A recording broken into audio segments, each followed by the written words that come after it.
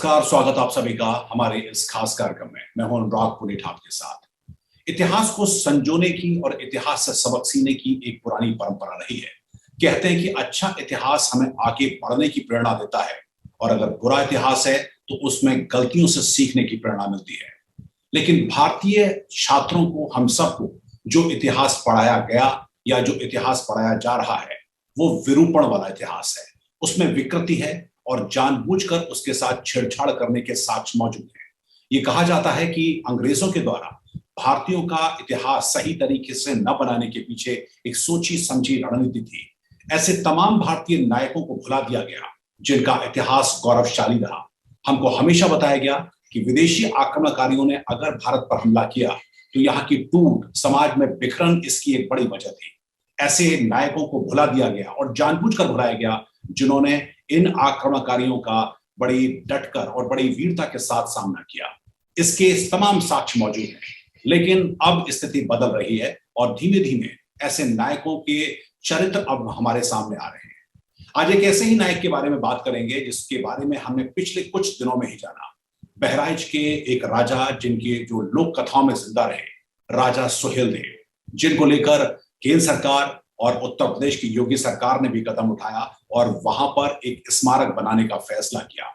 आज राजा सुहेलदेव की वीरता की कहानी आपको बताएंगे, साथ ही राजा सुहेलदेव के इतिहास या उनके द्वारा किए गए उस पराक्रम पर देश के एक राज्य के सबसे लोकप्रिय मुख्यमंत्री योगी आदित्यनाथ से बातचीत करेंगे कि आखिरकार वो क्या सोचते हैं और इसके द्वारा उनके द्वारा उनकी सरकार के द्वारा इस पर क्या कुछ कदम उठाए जा रहे हैं। योगी आदित्यनाथ हमारे साथ जुड़ चुके हैं। योगी जी, बहुत बहुत स्वागत आपका हमारे इस खास कार्यक्रम में।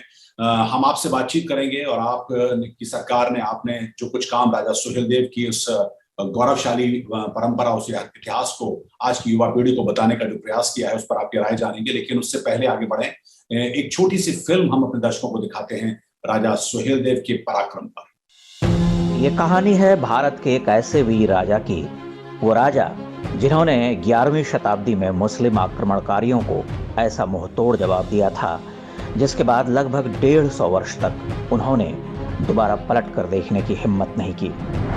हम बात कर रहे हैं श्रावस्ती के राजा सुहेलदेव की। आज के उत्तर प्रदेश का अवध, पूर्वांचल और नेपाल से लगे तराई के इलाकों में राजा सुहेलदेव का शासन हुआ करता था। लगभग 1000 वर्ष पहले की बात है। मुस्लिम आक्रमणकारी महमूद गजनवी की सेना सिंधु नदी को पार कर भारत में घुस चुकी थी। गजनवी के भतीजे सैयद सालार मसूद गाजी के नेतृत्व में एक बड़ी सेना तेजी से पूरब की तरफ बढ़ रही थी। सालार मसूद मोहम्मद गजनवी का सबसे खूंखार सेनापति माना जाता था। ये वो दौर था जब भारत के अलग अलग इलाकों में कई राजाओं का शासन हुआ करता था। महमूद गजनवी से मुकाबले के लिए 17 से अधिक राजाओं ने मिलकर एक संघ बनाया जिसका नेतृत्व सौंपा गया श्रावस्ती के राजा सुहेलदेव को। 13 जून वर्ष 1033 को सालार मसूद ने लाखों सैनिकों के साथ आक्रमण किया। राजा सुहेलदेव की सेना के साथ बहराइच में चित्तौरा झील के पास भीषण युद्ध हुआ। कहते हैं इस युद्ध में मात्र 2 दिन के अंदर गजनवी की सेना के अधिकांश सैनिक काट डाले गए। राजा सुहेलदेव ने स्वयं अपने हाथों से सालार मसूद गाजी को मौत के घाट उतार दिया। वह ज्येष्ठ पूर्णिमा का दिन था। युद्ध के बाद पीठ दिखाकर भाग रहे दुश्मनों को भी नहीं छोड़ा गया। यह भारतीय इतिहास के सबसे भयानक युद्धों में से एक माना जाता है। युद्ध के बाद सालार मसूद गाजी को बहराइच में ही दफना दिया गया। लेकिन 300 वर्ष बाद जब फिरोज शाह तुगलक आया तो उसने पास में ही राजा सुहेलदेव के गुरु ऋषि बालार के आश्रम को तोड़कर सालार मसूद गाजी की दरगाह बनवा दी। उस दौर के मुगल शासकों ने सुहेलदेव के वंशजों से हमेशा दुश्मनी निकाली। उन पर बहुत अत्याचार किए गए। बाद में अंग्रेजों ने भी उन्हें क्रिमिनल ट्राइब घोषित कर दिया। हालांकि वो राजा सुहेलदेव को लोक स्मृतियों से नहीं मिटा पाए। पूर्वी उत्तर प्रदेश के इलाकों में सुहेलदेव की वीरता के किस्से आज भी लोकगीतों और लोक कथाओं के रूप में सुने सुनाए जाते हैं। अरे गायों का सेना आगे, हर कई के छाल करिया करन समरिया। प्रधानमंत्री नरेंद्र मोदी के सत्ता में आने के बाद पहली बार राजा सुहेलदेव को पहचान दिलाने का प्रयास शुरू हुआ। उनके नाम पर एक ट्रेन चलाई गई और एक डाक टिकट भी जारी किया गया। प्रधानमंत्री मोदी और मुख्यमंत्री योगी आदित्यनाथ ने पिछले दिनों बहराइच में राजा सुहेलदेव की स्मारक की आधारशिला रखी है। प्रसिद्ध लेखक अमीश त्रिपाठी ने इस युद्ध पर बैटल ऑफ बहराइच नाम से पुस्तक लिखी है। अभिनेता अजय देवगन इसी पुस्तक की कहानी के आधार पर एक फिल्म भी बना रहे हैं। भारतीय इतिहास से राजा सुहेलदेव की कहानी को एक सोचे समझे षड्यंत्र के तहत हटाया गया था। उनकी कहानी उन ढेरों झूठों को ध्वस्त करती है जिनके जरिए आज भारतीय समाज में दरार डालने की कोशिश होती रहती है। बहराइच का यह युद्ध इस बात का सबसे बड़ा उदाहरण है कि जब भी भारतीयों ने संगठित होकर मुकाबला किया, कोई ताकत हमारा कुछ बिगाड़ नहीं सकी। योगी जी, आपने ये फिल्म देखी और हमारे दर्शकों ने भी देखी। इतिहास के वो नायक जो कि विस्मृत कर दिए गए उन तमाम इतिहासकारों के द्वारा जिनका अपना एजेंडा था, लेकिन आपने और आपकी सरकार ने ऐसे नायकों को एक बार फिर जनचेतना में लाने का प्रयास किया है। राजा सुहेलदेव पर आपके द्वारा किए गए प्रयास के बारे में हम सभी जानते हैं। आगे क्या योजना है और आप अब तक का आपका अनुभव इस विषय में क्या रहा है? प्रखर राष्ट्रभक्त और उस कालखंड में, जिस कालखंड में भारत की धर्म ध्वजा पर चारों ओर से हमले हो रहे थे, उस कालखंड में भी भारत की इस धर्म ध्वजा को उस समय की आवश्यकता के अनुरूप एक यशस्वी नेतृत्व देकर के विदेशी आक्रांताओं से बचाया था। हम सब जानते हैं कि महाराजा सुहेलदेव जी वर्तमान का जो हमारा श्रावस्ती और बहराइच जनपद है, ये उनका कार्य क्षेत्र था। उस समय के महातपस्वी बालार्क ऋषि के परम शिष्य थे और कहते हैं कि जब महमूद गजनवी की मृत्यु के उपरांत उनके भांजे को गजनी का शासक बनाया गया, तो अपनी लुटेरी प्रवृत्ति के कारण उन्होंने भारत पर फिर से हमले की नीयत से जो हमले प्रारंभ किए थे, उस क्रम में श्री राम जन्मभूमि मंदिर पर पहला हमला इसी सालार मसूद ने किया था। अयोध्या पर हमला के बाद कहते हैं कि बालार्क ऋषि, चूंकि उस समय हिंदू चेतना और सनातन हिंदू धर्म ध्वजा के वे प्रतीक थे, उन पर हमला करने, उनके आश्रम को नष्ट करने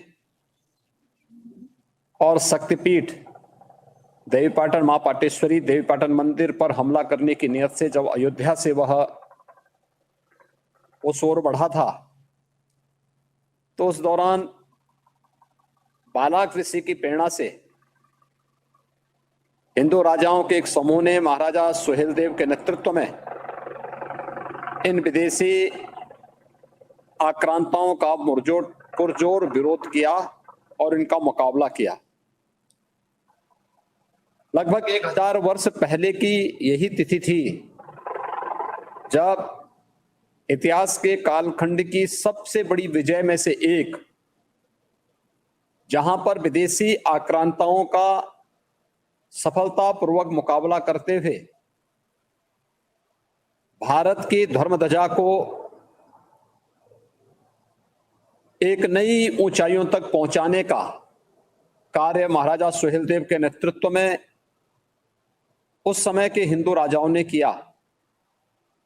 और यह सिलसिला तब से निरंतर चला आ रहा है। ज्येष्ठ पूर्णिमा की तिथि विजयोत्सव के रूप में मनाया जाता है।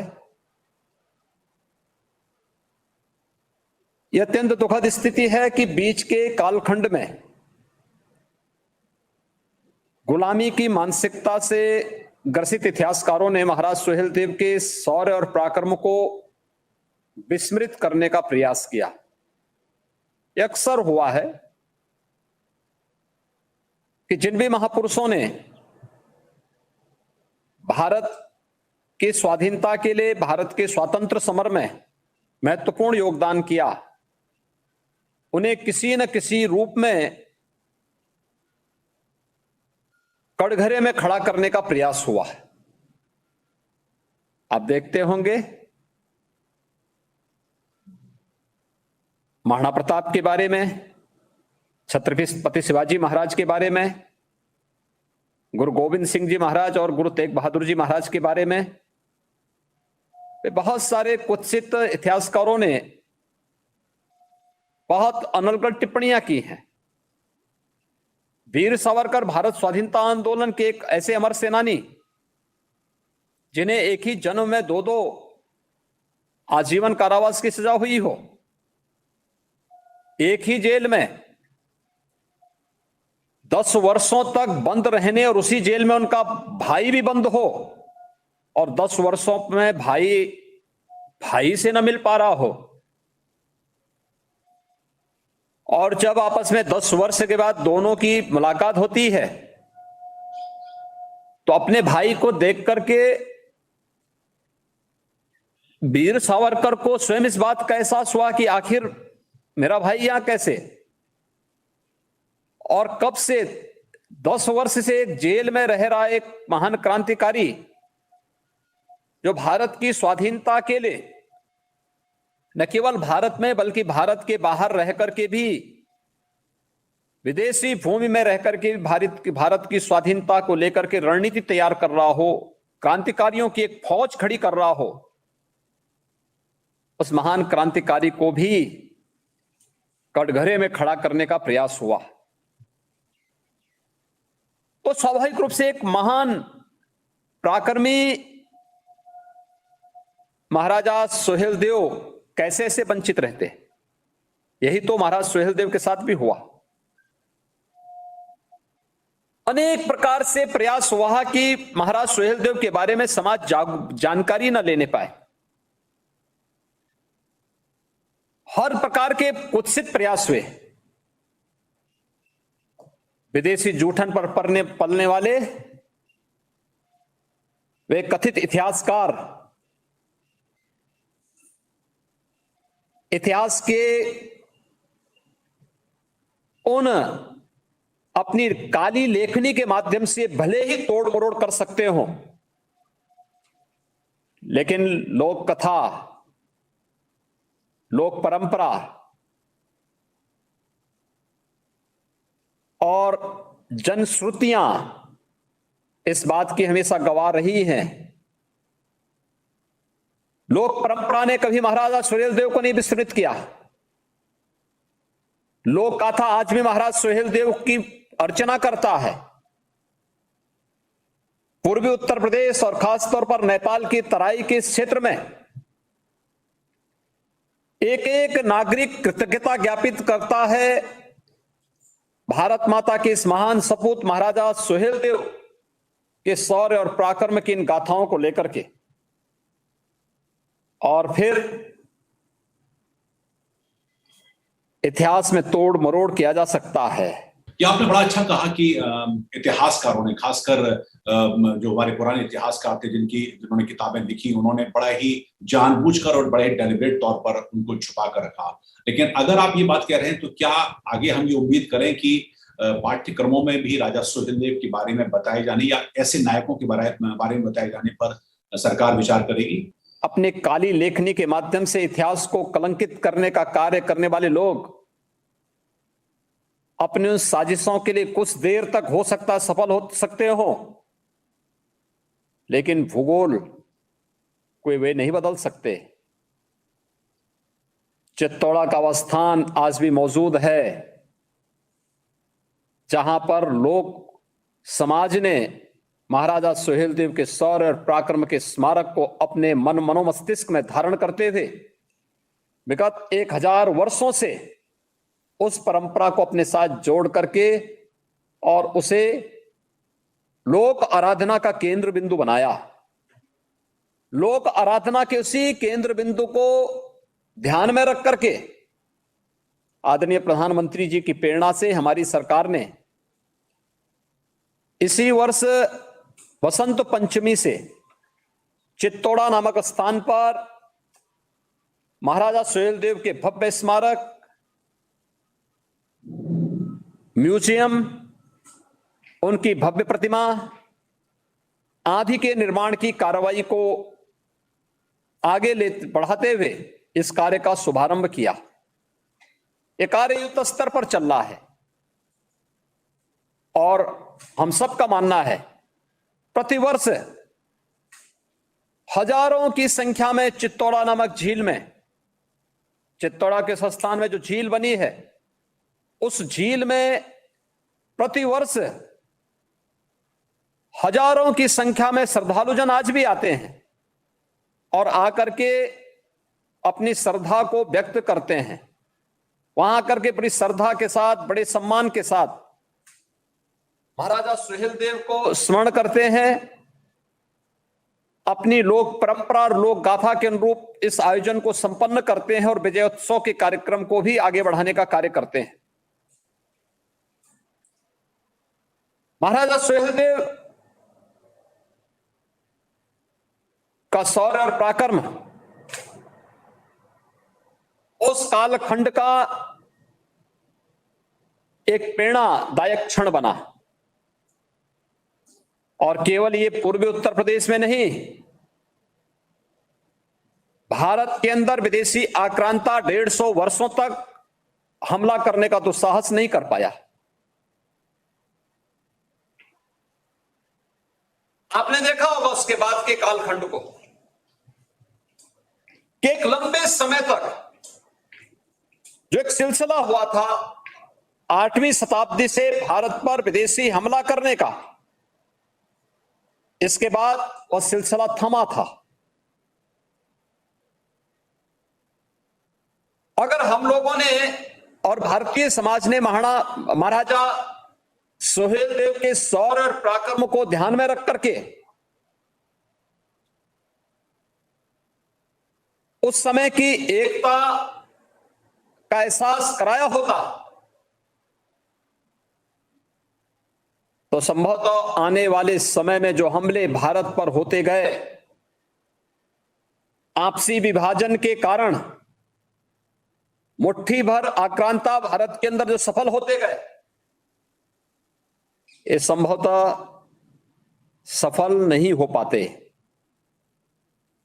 महाराजा सुहेलदेव की विजय उस समय के सभी हिंदू राजाओं को एकता के सूत्र में बांध करके भारत और भारतीयता के लिए, सनातन हिंदू धर्म की रक्षा के लिए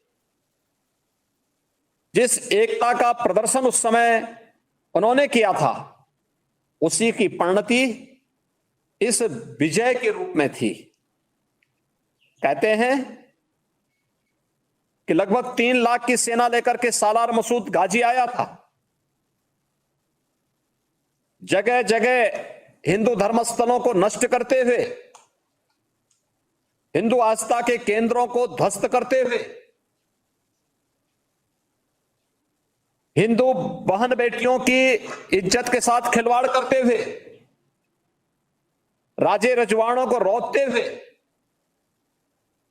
वो अयोध्या पहुंचा था और फिर अयोध्या से श्रावस्ती की इस धरती पर पहुंचा था, जहां चित्तौड़ा नामक स्थान पर दोनों सेनाओं के बीच में आमने सामने मुठभेड़ होती है और यह युद्ध में बदलता है, एक भीषण युद्ध होता है और भीषण युद्ध की परिणति इस रूप में होती है कि महाराजा सुहेलदेव के नेतृत्व में जो हिंदू राजा लड़े थे, 3 लाख की सेना देखते ही देखते कुछ ही दिनों के अंदर नष्ट कर दी गई। मात्र कहते हैं 2 सिपाही सालार मसूद की सेना के बच गए थे और वे थे जिन्होंने यहां से जाकर के गजनी संदेश दिलाया था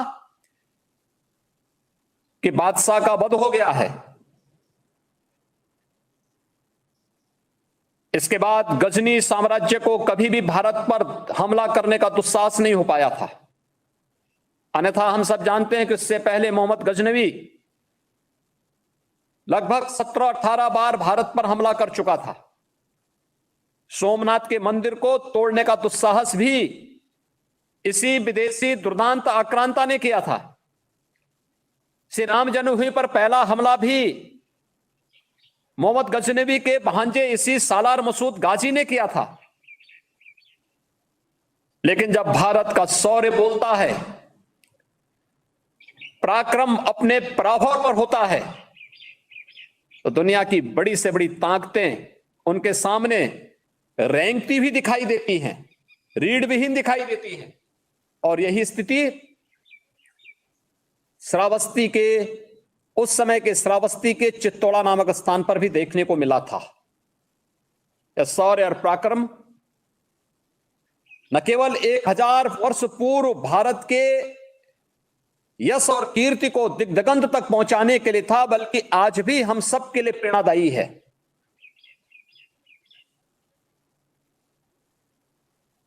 हमारे सनातन धर्म ने किसी भी कालखंड में जाति, मत, मजहब, क्षेत्र, भाषा के आधार पर व्यक्ति व्यक्ति में कोई भेद नहीं किया। हमने किसी प्रकार का कोई भेदभाव किसी के साथ नहीं किया। हमारा तो सनातन उद्घोष था, सर्वे भवन्तु सुखिनः सर्वे सन्तु निरामया का। भारत ने पूरी दुनिया को संदेश दिया था वसुधैव कुटुंबकम का। लेकिन सर्वे भवन्तु सुखिनः सर्वे सन्तु निरामया या वसुधैव कुटुंबकम या क्रीडवंतो विश्वार्यम का मतलब, इस उद्घोष का मतलब ये तो नहीं कि कोई हमारी आस्था पर प्रहार करे, कोई हमारे मान बिंदुओं को रौंदे और हम मूक बन करके, मौन बन करके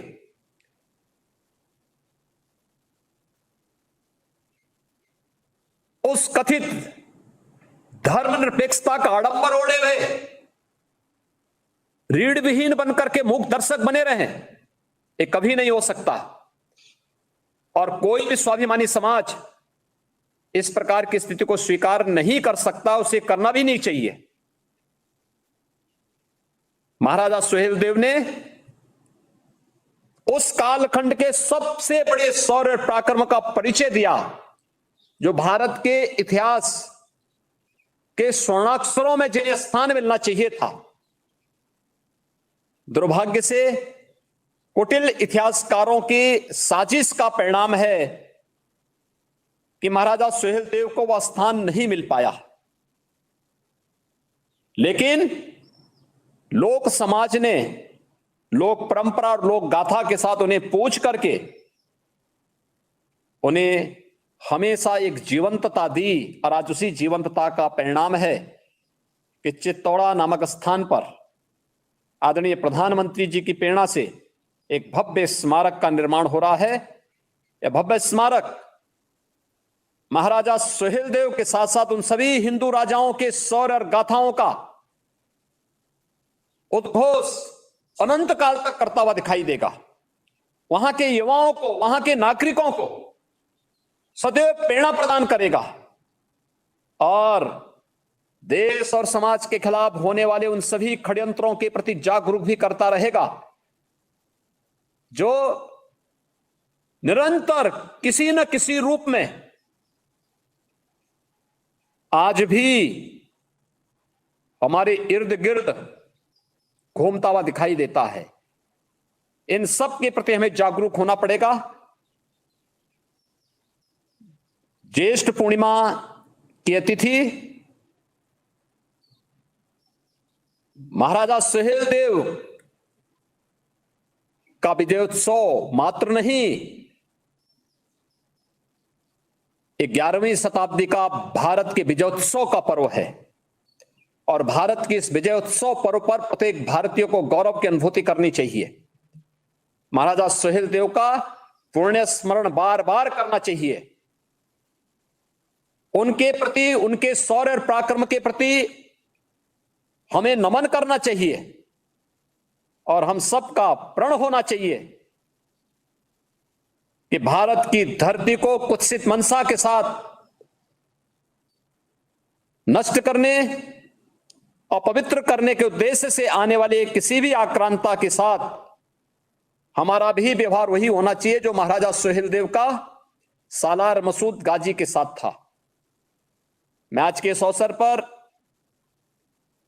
महाराजा सुहेलदेव और उनके साथ इस महान युद्ध के साक्षी बने सभी हिंदू राजाओं और उन सभी सैनिकों को जिन्होंने भारत और भारतीयता को बचाने के लिए उस कालखंड के सबसे बड़े पराक्रम का परिचय दिया था, उनकी स्मृतियों को कोटि कोटि नमन करते हुए नम्र श्रद्धांजलि अर्पित करता हूं। पांचजन्य को आज के इस दिवस को जीवंत बनाने के लिए पूरे संपादक मंडल का हृदय से अभिनंदन करता हूं और विश्वास करता हूं कि इस प्रकार के लोक नायकों को, इस प्रकार के राष्ट्र नायकों को,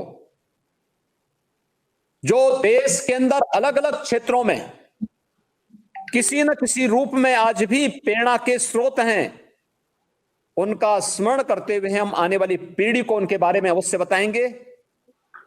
मुझे पूरा विश्वास है कि राष्ट्र चेतना के जागरण का यह अभियान पांचजन्य जिस मजबूती के साथ उठा रहा है, यह आने वाले समय में भी इसी प्रकार से आगे बढ़ता रहेगा।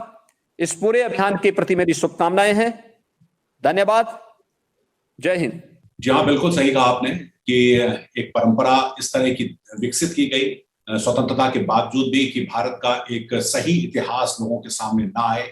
संभवतः एक वैचारिक मजबूरी या वैचारिक गुलामी थी और उसकी मानसिकता थी जिसके चलते ये सब भारतीयों से छुपा कर रखा गया। लेकिन अब संभवतः ऐसे नायकों के बारे में हम सब जान पाएंगे, आने वाली पीढ़ी जान पाएगी और अपने इतिहास से हम कुछ सबक भी ले पाएंगे और गर्व कर सकेंगे ऐसे नायकों पर। योगी जी, बहुत बहुत धन्यवाद हमसे जुड़ने के लिए और इस पूरी बातचीत को रखने के लिए, युवाओं को बताने के लिए राजा सुहेलदेव के बारे में। आपका बहुत बहुत धन्यवाद।